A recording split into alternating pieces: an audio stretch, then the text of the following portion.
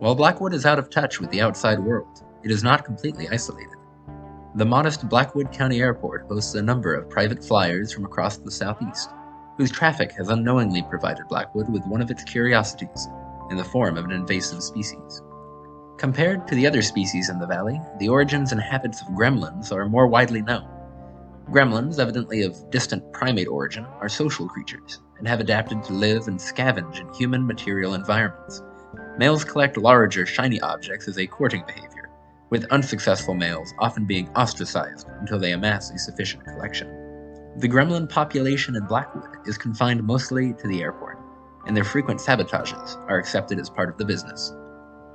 Another strange creature, which supposedly engages with human products, is the hatbill.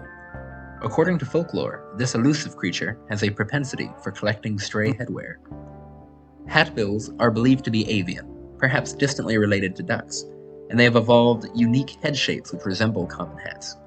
The creature is so rare that experts question whether it actually collects lost hats, despite local assertions. There are three theories about the origins of the story. Either 1. The hatbill's head shape has strategically adapted to resemble hats for unknown purposes, 2. The head shape is purely coincidental, or 3. The first modern hat designs were somehow influenced by hatbill sightings.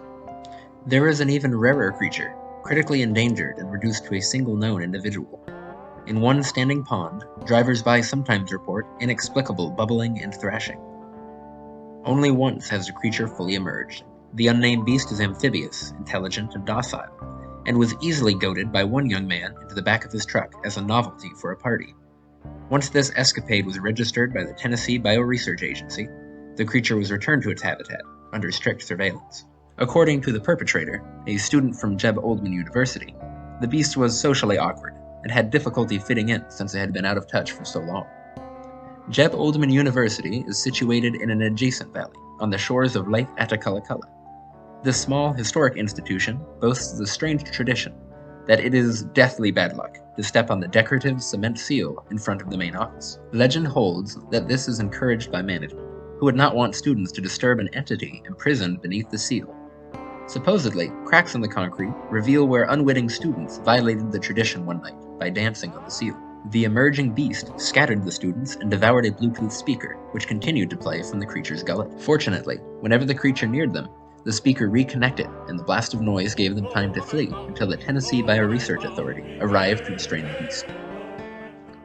On the outskirts of town, in Blackwood's sparse business district, a small office building has become notorious for a disturbing and regular interruption, as reported by former interns coming from all over the area, including local Hiawatha College, Jeb Oldman University, and even the University of Southern Appalachia. On the first Tuesday of each month, management permits the entrance of a long serpentine creature, which they euphemistically refer to as the outsource. This creature then coils its body into a conference room and selects an intern at random. The terrified student is then expected to mount the outsource, which unwinds its body back out into the night. Abducted interns only return at the end of the month, badly shaken but physically fine. Although the interns claim that they were only transferred temporarily to a new location, they refuse to give further details about their experience. Equally mysterious is the notorious island on Lake Atacalaculla, which recently featured in a wave of media excitement. Every winter, the Atacalaculla Dam lowers the water level, temporarily reducing the island to a peninsula, which becomes a popular camping spot. What caught local attention was the discovery of unexplained footprints on the island, left intact on the shore after a long drought. Investigation by the Tennessee Bioresearch Authority has explained the prints as belonging to some kind of bear, which was safely hibernating in a burrow in the island's interior. While not all locals are convinced, they are at least reassured that the thing hibernates in winter. They would hate to find those footprints leading back to the mainland. Even further away, bordering the deep forests of the national park, Shallow Pond offers visitors a scenic picnic spot. It is notable for its chest-deep water, a small island of boulders in the middle, and the occasional nightmare screams from the mountain shrieker. This rodent-like creature is a forest-dwelling predator, whose inimitable cry resembles a screeching train. Due to the mountain shrieker's reputation, visitors to Blackwood County shun Shallow Pond. Locals, however, are less concerned. On rare occasions, Blackwood is shaken by minor earthquakes, and drivers are confronted by cave-ins and strange, massive furrows crossing the valley. Some even report that the hills seem to have shifted position. Fortunately, the authority covers the cost of these disruptions. Residents believe, to put it baldly, that certain hills seem to migrate, carving broad swaths through the woods for short stretches each year. So far, they have avoided settled areas, and experts debate whether this phenomenon is geological or biological in nature. Others have observed that the hill's paths are slowly converging towards Narrow Ridge National Laboratory in the adjacent valley, but the directors have declined to comment. Another popular legend in Blackwood County tells about the other mountain, the largest mountain on Earth. Somehow, the story goes, this massive feature is nearby but hidden by a bizarre twist of space, which only a brave few can ever navigate.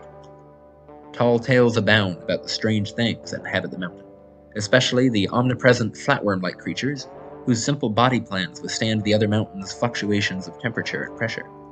Only one man is believed to have ever returned alive and sane from the other mountain.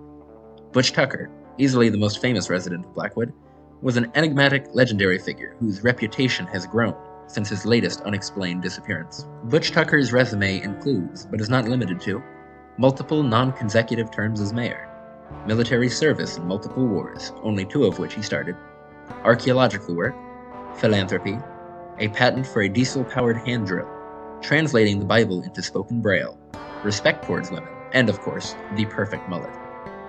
Although his whereabouts have been unknown since his disappearance, commemorated annually on August 14th, town folklore predicts that Butch Tucker will return when Blackwood needs him most.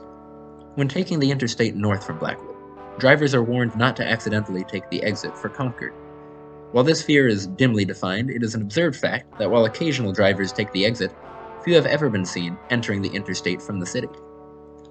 Families of those who enter Concord report that their loved ones mysteriously change their plans and suddenly find themselves quite happy to be living in a new place before eventually falling out of touch.